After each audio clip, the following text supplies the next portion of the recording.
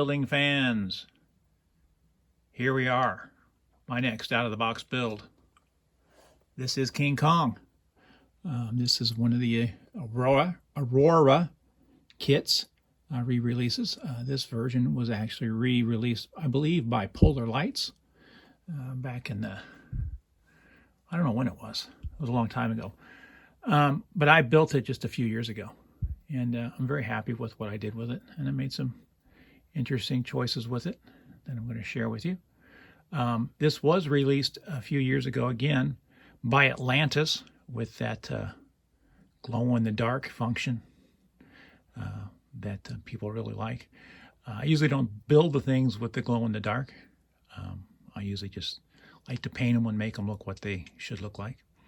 Of course, this is King Kong from the original motion picture from the 30s, which was a movie I love. I loved it when I was a kid. You didn't get to see it very often. It was on maybe once or twice a year, so you had to really be watching for it, and it's just terrific. And I don't think any of the King Kong movies they've done since have been as good. I guess the closest they've come to it would be probably the De Laurentiis one they did in the 1970s, but the new ones with all the technology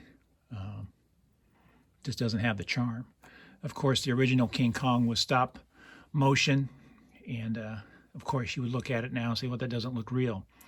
But stop motion is something that looks fake but feels real.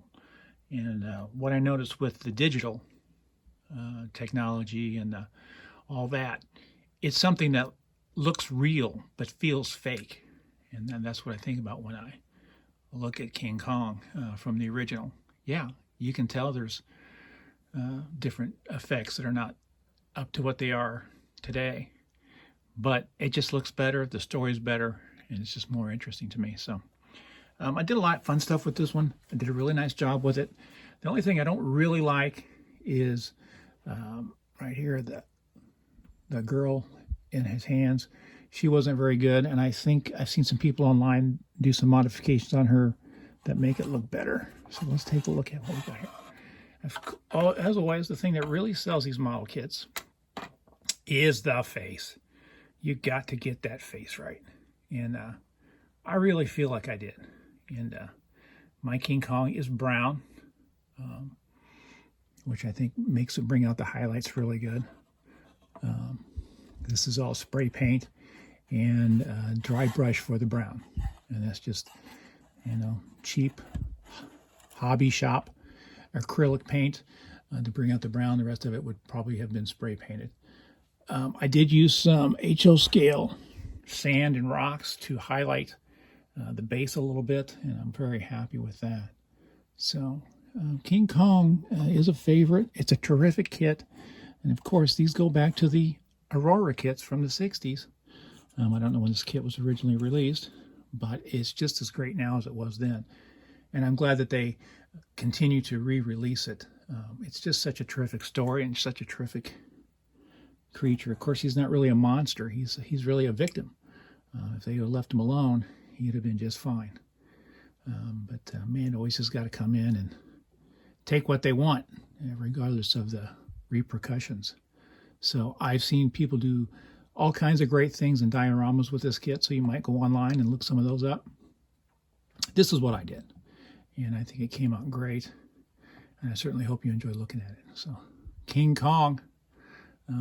People really love Godzilla, but I've always been a King Kong guy. He's just the best, and just a remarkable monster, giant gorilla, if you will, on Skull Island. Just a terrific story. And of course, for its era, people just lost their minds when they first saw it.